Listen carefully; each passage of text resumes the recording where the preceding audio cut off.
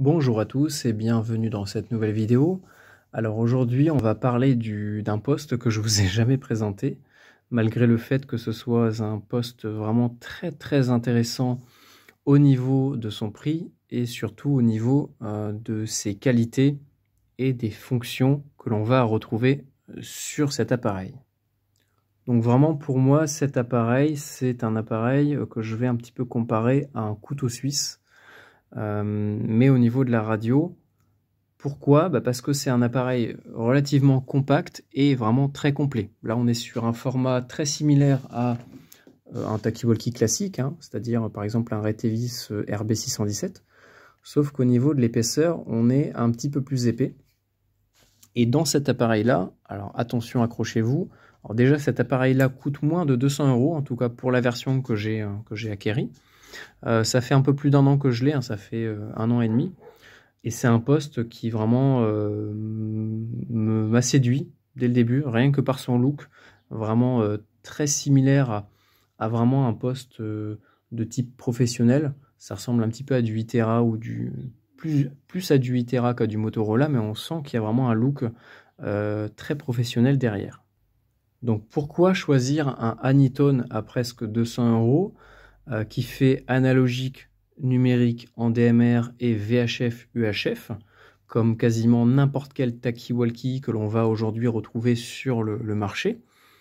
Eh bien tout simplement parce que par rapport au prix, on va déjà avoir une radio de très bonne qualité, hein, moins de 200 € en réalité par rapport à la qualité du plastique, au fait que c'est une radio vraiment entièrement reprogrammable par ordinateur. Et dès que je dis reprogrammable, je veux également parler de tous les boutons, tout le clavier, le bouton du dessus, le bouton d'alerte. Vraiment tout va être reprogrammable et remodifiable, personnalisable à souhait. Et donc ça va permettre comme ça de répondre vraiment à toutes les exigences, toutes les fantaisies de chacun. Cette radio-là vraiment dispose de fonctionnalités que vous n'allez retrouver quasiment nulle part ailleurs, sauf bien sûr sur des radios qui vont coûter peut-être 4 ou 5 fois le prix de celle-ci. Donc au niveau de l'accessibilité de la radio, je ne la recommande pas forcément pour les gens qui ne veulent pas forcément s'intéresser ou prendre le temps de comprendre comment l'appareil fonctionne et comment le programmer, parce que ça demande vraiment énormément de temps et pas mal de connaissances. Donc cette radio-là sera plutôt destinée à des gens vraiment à l'aise avec la programmation, que ce soit pour la partie analogique, mais également pour la partie numérique, puisque c'est une radio, comme je l'ai déjà dit, qui répond à la norme DMR, donc tiers 1 et tiers 2. Donc ça permet de communiquer soit en simplex, de poste à poste, soit en duplex, via des relais des infrastructures en tiers 2. Au niveau des capacités, au niveau des fréquences, de la puissance et des mémoires, vous allez voir que c'est vraiment hallucinant. Donc au niveau des fréquences, on est vraiment sur quelque chose d'assez standard, donc c'est plutôt bien de rester sur quelque chose d'assez universel. En mode export, puisque de base la radio est vendue dans les commerces en mode radioamateur, donc uniquement bridée sur la bande 2 mètres VHF 144 à 146 MHz et de 430 à 440 sur la bande UHF, sur la bande des 70 cm. Donc en mode export, on va pouvoir la débloquer sur une multitude de variétés de portions de fréquences. Mais celle qui va nous intéresser, ça va être 136, 174 en VHF et 400 à, je crois, 470 ou 480 de tête pour l'UHF. Et donc, grâce au fait de la passer en mode export, ça va nous permettre d'accéder à une multitude de fréquences. Donc, que ce soit les radioamateurs, les parapentes, les professionnels, la VHF marine et tout ce qui va se trouver entre 136 et 174. Donc là, c'était pour la partie VHF et la partie UHF. Vous allez pouvoir accéder... Oula, ça m'a fait peur. Vous allez également pouvoir accéder aux fréquences, par exemple, des radiosondes, des radioamateurs, du LPD 433, du PMR 446, des bandes PMR en général pour les professionnels. Bref, voilà, vous allez vraiment accéder à tout et n'importe quoi. En VHF, j'ai oublié de le dire, mais il y a également les secours en montagne et les réseaux qu'on va retrouver dans les stations de ski, puisqu'en montagne, la plupart du temps, ça va être de la VHF. Donc au niveau des puissances, parce que il y a pas mal de gens qui sont intéressés que par la puissance, moi je vais vous dire que la puissance, ça ne sert pas forcément à grand chose. Je suis plutôt adepte du fait d'être en basse puissance, mais c'est vrai que dans certaines conditions, le fait d'avoir un petit peu plus de puissance, c'est quand même pratique. Donc la radio dispose de 4 niveaux différents de puissance, que vous allez, je pense, reparamétrer. J'ai jamais trop regardé, mais normalement vous allez pouvoir le régler via le logiciel. Donc la puissance basse 0,5 watts, ça va également vous permettre de rester à la norme PMR 446. 2,5 watts pour la puissance, on va dire, intermédiaire. 4-5 watts, donc ça dépend des fréquences, entre 4 et 5 watts pour la puissance haute. Et la quatrième puissance, ça va être la puissance qu'on appelle, je crois, boost ou booster, je ne sais plus, qui va plutôt tourner autour des 5 watts et demi, 6 watts, selon les fréquences et selon les bandes. Donc ça vous permet vraiment de pouvoir réajuster vraiment précisément la puissance par rapport à vos besoins. Donc je vais essayer de vous lire un petit peu la fiche technique proposée par le vendeur, puis on va essayer de regarder aussi l'appareil. Donc l'appareil, lui, dispose de 4000 mémoires différentes qui vont vous permettre d'enregistrer 4000 fréquences différentes, ou les mêmes, si c'est vous qui voyez. Plus de 10 000 talk groups, donc ça va être des groupes de discussion pour le mode numérique. Plus de 150 000 contacts dans le répertoire. Vous allez pouvoir mettre jusqu'à 5 identifiants DMR. Donc c'est ce qui vous permet de vous d'identifier votre radio sur les ondes. La radio à la double veille ou la simple veille. Il y a une multitude de zones. Enfin bref, vous allez voir que c'est vraiment une radio très polyvalente par rapport au prix proposé et entièrement personnalisable et programmable, puisque même l'autocollant qui est devant, vous allez pouvoir retrouver des gens, des revendeurs qui vont pouvoir vous personnaliser le petit autocollant pour vraiment avoir quelque chose d'unique. Donc rien qu'au démarrage, déjà, vous allez voir que on peut même personnaliser l'écran de démarrage. Alors, j'ai failli oublier de le dire, mais vous pouvez également programmer un mot de passe pour que personne puisse rentrer sur votre radio en votre absence, mais également pour la lecture et l'écriture de votre programmation. Donc ça permet également de protéger la programmation de sa radio pour que n'importe qui ne puisse pas télécharger ce qu'il y a à l'intérieur et récupérer vos fréquences, etc. Pour la partie extérieure, on est vraiment sur quelque chose d'assez compact. Vous voyez qu'on a des boutons programmables, le PTT, donc tout en matière antidérapante. Moi, j'ai pris la version avec une batterie beaucoup plus grosse, donc on est sur du 3100 mAh et une tension de 7,4 volts. Donc ça vous permet vraiment d'avoir une très grosse autonomie. J'en ai pris 2, donc ça me permet d'être encore plus durable au niveau de l'autonomie. Donc par défaut, dès que vous allez la commander, la radio, vous allez avoir bien sûr la radio, une antenne. Donc l'antenne, c'est pas celle-là, je ne sais plus où je l'ai mise l'autre, mais elle est relativement intéressante, elle fait une vingtaine de centimètres et elle est bibande. Vous allez recevoir le socle Anyton qui fonctionne en 12 volts et j'ai testé, vous pouvez l'alimenter jusqu'à peu près 14 volts, il n'y a aucun souci. C'est tout à fait standard au niveau des fiches.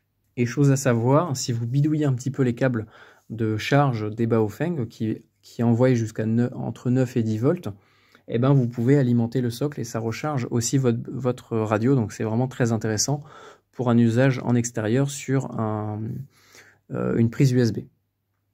Donc au niveau de la radio, on est vraiment sur quelque chose de vraiment très sympa. La batterie, vous voyez qu'on peut très facilement l'enlever, très facilement la remettre. On a un endroit pour mettre une dragonne. La radio est pour le coup relativement lourde, mais elle est aussi de très bonne qualité. Donc je crois que de base, vous pouvez la trouver avec une batterie beaucoup moins grosse, mais l'autonomie reste relativement intéressante. Donc il existe 3 versions. Moi j'ai la deuxième version de la radio. Donc la première, c'est la version orange, enfin avec le bouton orange, donc où il n'y a pas la fonction Bluetooth ni la fonction APRS. La deuxième, celle que j'ai, dispose du Bluetooth et de l'APRS, en plus bien sûr du GPS et de toutes les autres fonctionnalités. Et vous avez une nouvelle version qui coûte un petit peu plus cher quand même, qui est aux alentours des 230-240 €, voire même plus si vous activez certaines fonctions. mais qui va vous permettre en fait de pouvoir décoder même de la PRS. Donc ça, on le verra juste après. Donc ce modèle-là, vous allez pouvoir le trouver aux alentours des 160, 180 €, voire un petit peu plus, ça dépend. Après, si vous prenez bien sûr, si vous activez le GPS et le Bluetooth, bah, ça va vous coûter encore plus cher. Mais c'est vraiment une radio dont je suis vraiment très satisfait et j'ai quasiment aucun souci avec. Et pourtant, ça fait déjà un peu plus d'un an que je l'ai. Et donc avec, vous avez également bien sûr le câble de programmation qui n'est pas tout le temps fourni avec les autres radios. Donc là, vous l'avez d'origine. Donc au niveau de la radio en elle-même, c'est vraiment une radio, je vous dis, un couteau suisse, c'est-à-dire qu'on va pouvoir entièrement, et je dis bien entièrement, la programmer, la personnaliser. Vous voyez que même les couleurs, je peux les modifier. Au niveau de l'écran de veille, on a donc soit 2 VFO, soit un seul, donc on peut le régler.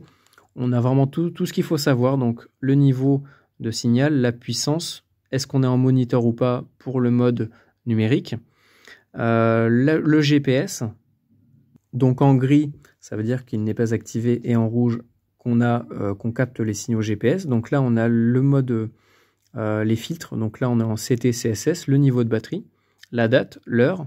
On a le mode pour chaque VFO, le mode sur lequel on est, donc analogique ou numérique. On peut également avoir un mode mixte, donc analogique plus numérique ou numérique plus analogique. Et après, on va pouvoir vraiment reparamétrer tous les boutons. Au niveau du DMR, on est vraiment de quelque chose de très proche du tiers 3 en fait, parce que les différents tiers, donc le tiers 1 c'est de poste à poste, sans passer par une infrastructure. Le tiers 2, ça va être via un relais duplex. Et le tiers 3, si je ne me trompe pas, c'est tout ce qui va être réseau interconnecté avec un basculement automatique de la radio d'un relais à un autre. Donc ça, cette radio-là le fait. C'est-à-dire que vous allez également avoir la fonction roaming qui va vous permettre, la fonction itinérance, qui va permettre à la radio de basculer automatiquement sur le relais le plus proche qu'elle capte le mieux. Donc ça permet comme ça de rester toujours à portée d'antenne d'un réseau, enfin d'un relais et donc du réseau. Donc on peut voir que on peut accéder à tout, en fait on peut quasiment tout reparamétrer directement via la radio. Donc là on a le mode, donc on est sur quoi là? On est sur de l'analogique, on va passer sur du numérique. Hop. Donc vous voyez qu'on a également le mode VFO, donc ça nous permet de faire du scan par exemple, ou de se mettre sur n'importe quelle fréquence, sans avoir à la reprogrammer dans le logiciel, et on peut vraiment naviguer comme ça librement sur les fréquences. Donc ça, il faut bien sûr l'activer via le logiciel. Donc c'est pour ça que c'est vraiment destiné à des gens beaucoup plus à l'aise avec la programmation. Donc après dans le menu, on va un petit peu se balader. Au niveau des talk groups, on va pouvoir voir les gens dans le répertoire.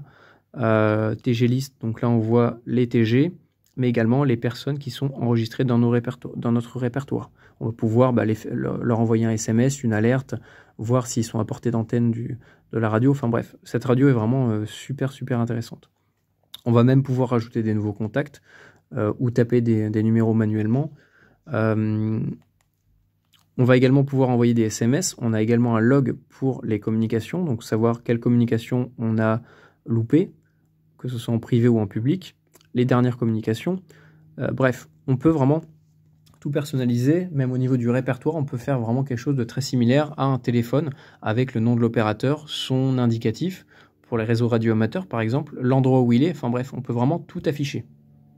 Il existe différentes versions du firmware. Donc le firmware, c'est vraiment ce qui va faire fonctionner on va dire que ça va être le logiciel interne de l'appareil.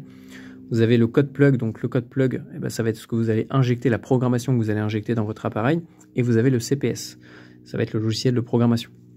Donc tout ça, ça peut être mis à jour régulièrement, et on peut comme ça avoir des fonctionnalités beaucoup plus intéressantes ou rectifier des bugs.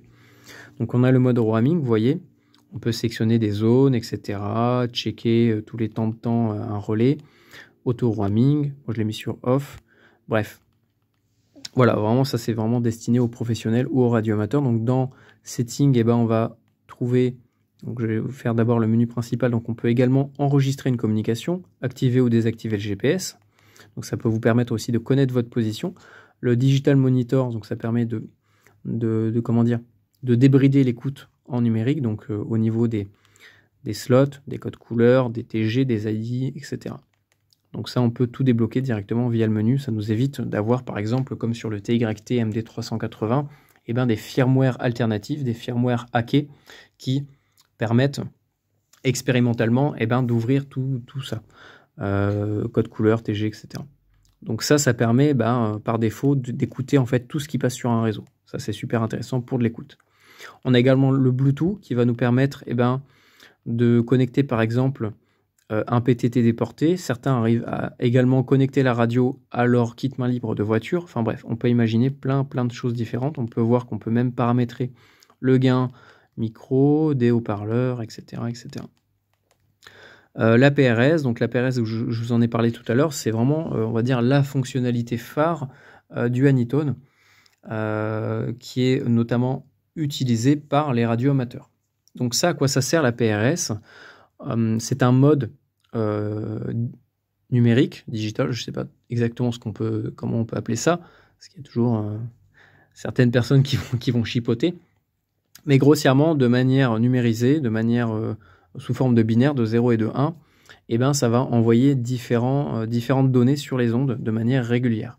Donc ça, après, ça va être à nous de programmer une fréquence sur laquelle on va tout simplement transmettre notre balise APRS. Donc moi, j'ai mis le canal 7 pour le test, puisque c'est également un canal de test. On va également régler une puissance, donc on va mettre puissance basse. PTT upload, ça nous permet de régler à quel moment on veut que la balise soit envoyée lors du passage en émission, donc soit en début, soit en fin. Moi, je l'ai mis sur off parce que ça ne m'intéresse pas. Le pattern, c'est pour, par exemple, activer, rentrer dans certains réseaux APRS ou répéter notre message. Donc ça, bon, c'est un peu plus destiné aux initiés. Upload texte, ça nous permet de rentrer, par exemple, un texte et de l'envoyer sur les ondes. Donc là, vous voyez que le clavier me sert, un peu comme sur les vieux téléphones, à taper un texte, et ça fonctionne pareil pour les SMS. Donc voilà, par exemple, si je vais dans Interval Setting, je vais pouvoir régler le délai entre chaque transmission de ma balise. Donc on va le mettre sur 30 secondes pour tester. Et donc, à côté, on va mettre le petit scanner qui va pouvoir recevoir tout simplement la trame APRS pour que vous puissiez voir un petit peu à quoi ça ressemble. Ça, c'est vraiment très intéressant. Ça serait bien qu'on arrive à le démocratiser sur les bandes libres parce que ça permet, sans aucun effort, bien sûr, il faut avoir un appareil et quelques petits dispositifs derrière, mais ça permet, sans aucun effort, de se signaler sur un réseau de manière régulière et de pouvoir localiser différents opérateurs et de savoir, par exemple, sur quelle fréquence ils sont à l'écoute et de rentrer en communication tout simplement. C'est ce que font les radioamateurs. Ils ont également, par exemple, des stations météo qui vont transmettre toutes les tant de minutes un bulletin via PRS qu'on va pouvoir voir via une interface sur une carte, etc., un peu sous la même forme que Google Maps, en fait. Et en fait, on va juste transposer les positions envoyées par l'APS, Ah oui, j'ai pas activé, je suis bête, j'ai pas activé la PRS. Si je suis sur, hop, c'est bizarre, ça l'envoie pas. Ah, c'est peut-être parce que je suis dans le menu.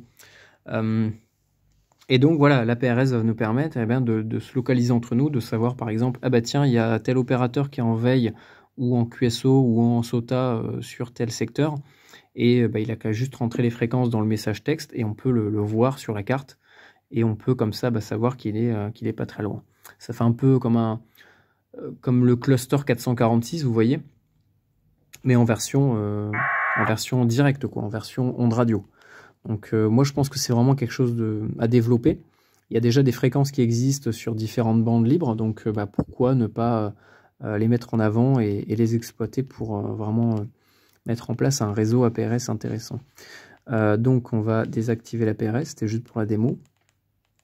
Mais vous voyez que vraiment au niveau du menu, au niveau des paramètres, on peut vraiment tout régler. Donc on va aller dans Setting, dans Radio Setting, on va pouvoir par exemple activer le bip sur les boutons, le backlight, donc la luminosité, le temps pour le rétroéclairage, le nom du canal, verrouiller les touches, enfin quel type de touche on va verrouiller, auto power off, donc ça c'est pour éteindre automatiquement, le timer, le TOT, AGSC, donc ça c'est l'automatique gain contrôle, Bref, on peut tout régler, mais vous voyez le max volume level, donc ça permet de même régler le volume du haut-parleur. Alors par contre, je trouve que c'est un inconvénient, c'est l'un des seuls inconvénients que je vais faire, la seule remarque que je vais faire sur ce modèle-là, sur cette radio, c'est que le volume, c'est par niveau en fait, c'est par palier, c'est-à-dire que vous avez soit 0, soit 1, donc entre 0 et 1, vous n'avez pas d'intermédiaire, c'est-à-dire que sur 0, la radio, il n'y aura pas de son, et à 1, ça va déjà un petit peu crier, donc ça peut être un petit peu gênant. Donc pour un usage en extérieur, c'est pas du tout gênant, mais pour un usage en intérieur de nuit ou dans un milieu discret, c'est pas très discret. Donc voilà, on va vraiment pouvoir tout régler, la langue, Start Display, donc là j'ai mis custom image customisée, donc c'est le logo FCF. On va pouvoir changer la couleur, les images, on va vraiment pouvoir tout changer. Voilà, on peut par exemple désactiver la double veille. Vous voyez qu'on n'est que sur une seule fréquence. C'est vraiment une radio, je vous jure, extraordinaire. On va pouvoir régler la date, le time zone, donc les lignes horaires, le STE pour la fin de transmission, le CT-CSS, le SMS format. On peut avoir les alertes météo, donc ça c'est pour l'Amérique, mais en Amérique ils peuvent être directement connectés aux fréquences d'alerte météo et recevoir, veiller en parallèle des fréquences, veiller les fréquences d'alerte météo. On va pouvoir paramétrer tous les boutons, donc P1, P2, c'est tout simplement P1 et P2 devant. Le P3, je crois que c'est celui d'au-dessus, donc on va pouvoir également reparamétrer le bouton d'alerte. Cette radio-là dispose également de plein de tonalités différentes, c'est-à-dire qu'on va avoir le CT-CSS, le DCS, donc ça c'est vraiment ce qui est le plus standard, mais on va également avoir le 2 tons et le 5 tons. Donc ça, ce sont des normes pas mal utilisées sur les réseaux de secours en montagne, par exemple le canal E, ou chez les professionnels. Et donc ça permet d'identifier, de lancer une alerte, de lancer une action sur un réseau, ou tout simplement identifier une radio. Et donc cette radio-là peut être compatible par exemple avec les réseaux le canal E de secours en montagne. Donc on peut paramétrer les trames d'alerte. Donc là vous voyez qu'on peut également paramétrer les boutons en appui court. Voilà, Startup Power, on peut Man Down, donc ça c'est la fonction qui permet de faire sonner la radio quand elle est couchée. Pour les gens qui, je sais pas, quelqu'un qui fait un malaise, n'importe quoi. FM radio, on peut également l'écouter. DTMF speed, donc on peut décoder et envoyer du DTMF. On peut également régler le micro, le gain, le Vox, le scan mode. Donc ça c'est pareil, le scan mode, on va pouvoir le régler via des scan lists. En fait c'est une liste, comme une liste normale. On va enregistrer des fréquences et on va pouvoir sélectionner une scan list et la lancer et ça va scanner tout ce qu'il y a à l'intérieur. BTSD, donc ça c'est pour envoyer le 1750 pour les relais radioamateurs. Power Save, ça c'est pour la batterie. Analogic Squelch, on va pouvoir régler le niveau du squelch, le step de la fréquence, donc on peut se mettre en 625 qui permet d'être compatible avec le PMR 446. Le Call Ring, ça permet de faire sonner la radio quand on est en appel privé, un peu comme en téléphone. SMS, donc on a également une alerte pour les SMS, donc ça c'est pour la double veille. Après on peut régler précisément le canal, donc là on était sur les settings de la radio, donc les réglages de la radio en général, mais on peut également régler un canal.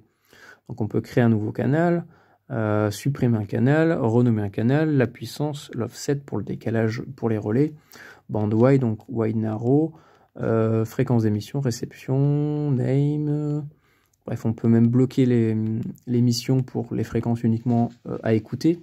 Radio ID, donc là on peut mettre un identifiant, on peut programmer jusqu'à 5 identifiants sur la radio pour le numérique, le code couleur, parce que là c'est vrai que je suis en numérique, digital encryption, donc ça nous permet, j'avais oublié de le dire, mais je sais pas si je l'ai dit parce que j'ai refait plein de fois la vidéo, mais cette radio là dispose également de chiffrement, de clés de chiffrement, donc 3 niveaux différents. Vous allez pouvoir aller jusqu'au AES 256 qui est vraiment une clé de chiffrement utilisée par l'armée.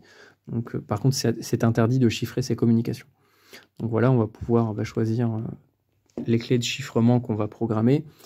RX Group List, ben ça c'est pareil, hein, on peut créer des groupes listes. Work Alone, ça permet, je pense que ça c'est si on est hors de portée d'un réseau, et ben de faire sonner la radio pour pas qu'on sorte de la portée d'un relais. On peut faire de la APRS reset. Je savais pas qu'on pouvait faire ça. Bah vous voyez, j'ai découvert un truc. SMS Forbidden, on peut interdire les SMS. DMR mode simplex repeater double slot. Vous voyez qu'on peut vraiment tout paramétrer. Device info, donc là bah, c'est les infos de la radio. Et donc voilà quoi, c'est vraiment une petite radio vraiment chouette qui coûte moins de 200 € pour cette version là et qui est vraiment très très polyvalente quoi. Donc la radio n'est pas IP67, elle est IP54, c'est-à-dire qu'elle résiste, si je ne me trompe pas, à la poussière et aux projections d'eau, mais également au choc. Donc ça peut permettre comme ça d'avoir une radio aussi relativement résistante. Je viens de regarder sur le site du vendeur, apparemment maintenant ils la vendent d'origine avec la batterie 3100 mAh, donc c'est intéressant. Elle est également certifiée CE et FCC. Donc encore une fois, gage de garantie, elle est garantie 2 ans par... Ah non, ça c'est la garantie du revendeur. Et donc après dans le menu, on va, enfin dans les logiciels, dans le logiciel de programmation, on va pouvoir activer ou désactiver certains menus pour par exemple prêter une radio sans que la personne fasse tout et n'importe quoi. Moi j'ai vraiment, je me suis amusé à vraiment reparamétrer tous les boutons. Donc par exemple, donc là, ça me permet de basculer du VFO A au VFO P. Donc vu qu'on n'est plus en double veille, ça se voit pas, mais normalement on bascule voilà d'un VFO à un autre. Et si je reste appuyé, eh ben je passe sur le mode, VFO, enfin le mode fréquence qui me permet de naviguer comme ça, de taper n'importe quelle fréquence et de me balader dessus. Voilà. Après sur le P2, moi j'ai mis le scan. Hop. Donc là je suis en mode mixte, vous voyez, analogique plus numérique. Donc par défaut la radio est en analogique, mais si elle reçoit une trame numérique, eh ben elle va passer en numérique. Donc vous voyez, alors là, non, ça ne l'a pas fait, parce que j'ai pas paramétré le DTM, le 5 tons, mais on peut également envoyer, on peut choisir ce qu'on va activer sur le bouton d'alerte. Donc on peut activer, je sais pas moi, une alerte, n'importe quoi, c'est à vous de voir, c'est un bouton programmable, hein, donc vous mettez absolument ce que vous voulez dessus. Qu'est-ce que j'ai oublié? Après au niveau de la prise, on est sur une prise SMA, comme les UV5R, donc ça permet de rester compatible au niveau des antennes. Moi j'ai mis une toute petite antenne compacte, mais bon elle n'est pas très performante. Voilà, je sais pas trop quoi dire de plus. Ouais, le seul souci que j'ai remarqué dessus, c'est vraiment le niveau du son qui est trop fort en fait. Hein. À 1, ça casse déjà pas mal les oreilles. Enfin voilà, c'est vraiment une radio qui propose énormément de possibilités. Malheureusement, j'ai pas encore eu le temps de l'exploiter à 100%. Mais voilà, c'est vraiment un appareil très intéressant par rapport au prix. Si vraiment vous recherchez encore une fois un appareil qui répond à des exigences un petit peu plus hautes.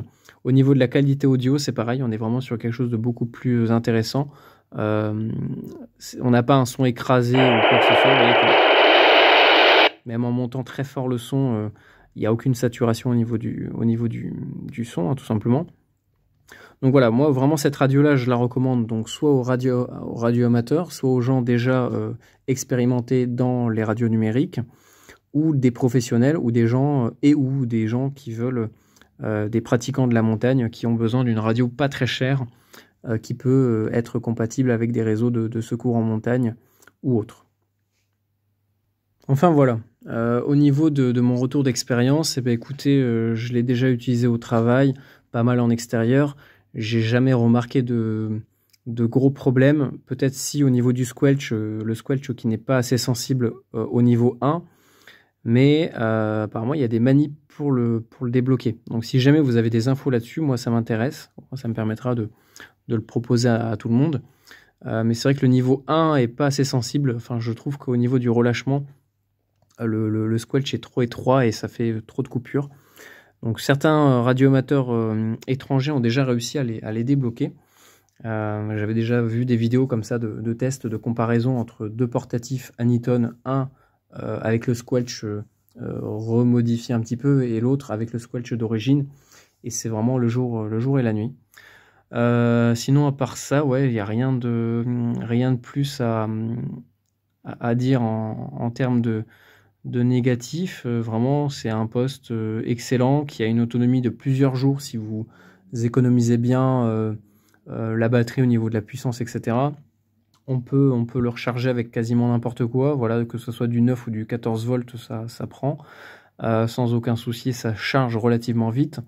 La batterie très intéressante, il y a plein de fonctionnalités. Donc vraiment un poste vraiment très polyvalent. Et pour le coup, ça c'est un investissement, je pense, qui va durer, hein. C'est pas comme un petit poste à 30 ou 40 euros qui va peut-être vous durer 2-3 ans. À mon avis, ça c'est vraiment des postes qui vont vous durer des années et des années avant qu'ils cassent. Voilà, donc je pense que j'ai fait le tour de tout. Après, vous pouvez trouver aussi pas mal d'accessoires en impression 3D. Je viens de penser à ça parce que j'ai vu les boutons. Ce ne sont pas les boutons d'origine, hein, c'est des boutons que j'ai repris d'autres radios. Parce qu'en fait, le bouton d'origine, voilà, c'est parfait. En point négatif, les boutons d'origine ne sont pas bien. Parce qu'ils sont tout lisses. Et en fait, dès que vous avez les doigts un peu mouillés ou quoi, vous savez pas si vous tournez le bouton ou si vous glissez dessus.